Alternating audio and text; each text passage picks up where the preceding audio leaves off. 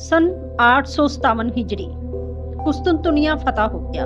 सुल्तान मोहम्मद फातेह ने उसे इस्लामी मुमलकत में शामिल कर लिया। अब वक्त था कि वो हजरत अबू अयूब अंसारी रज़ियल्लाहु ताला अन्हु की जाए मदफन को ढूंढे। शेख आक शमसुद्दीन जो अपने ज़माने के वली कामिल थे।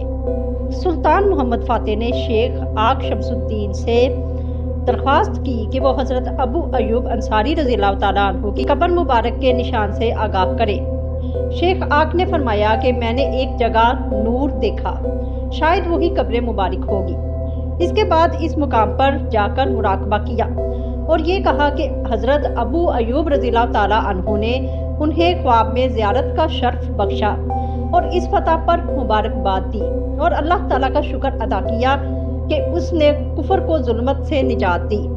शेख आक ने ये तमाम वाक़या सुल्तान मोहम्मद फातेह से बयान किया तो उसने कहा कि मैं अपनी आंखों से कोई अलामत देखकर आपकी बात की तस्दीक चाहता हूँ। शेख आक ने एक मुकाम पर निशान लगाकर कहा कि इस मुकाम से 2 हाथ नीचे खोदो तो निशान बरामद होगा। जब शेख आक की हदायत के मुताबिक मुकाम पर खुदाई की गई तो वहाँ से एक पत्थर बरामद हुआ जिस पर इब्रानी रस्मुल खत में कुछ लिखा हुआ था। सुल्तान मोहम्मद फातेह ने इब्रानी पढ़ने वालों से उसे पढ़वाया तो इस पर हजरत अबू अयूब अंसारी रज़ियल्लाहु ताला अन्हु का नाम लिखा हुआ पाया गया। वही पत्थर आज भी आपके मज़ार अक़दस की बैरूनी दीवार में नस्ब है। सुल्तान ने ये वाक़यात देखे तो ताज्जुब ज़दा हुआ और वजद की कैफियत तारी हो गई। उसने लहद मुबारक पर एक कुबा बनाने का हुक्म दिया। वहाँ एक जामे कुबा, एक जामे मस्जिद और एक शानदार मदरसा तामीर किया गया।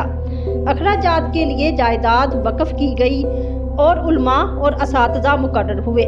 उसके बाद उसी मुकाम पर सल्तनत उस्मानिया के बादशाहों की ताजपोशी की रस्म अदा होने लगी। हज़रत अबू अयूब अंसारी रज़ियल्लाहु ताला अन्हु का मज़ार अक़दस आज भी इस्तांबुल में मौजूद है, जहां दूर दराज के इलाकों से लोग ज़ियारत के लिए आते हैं।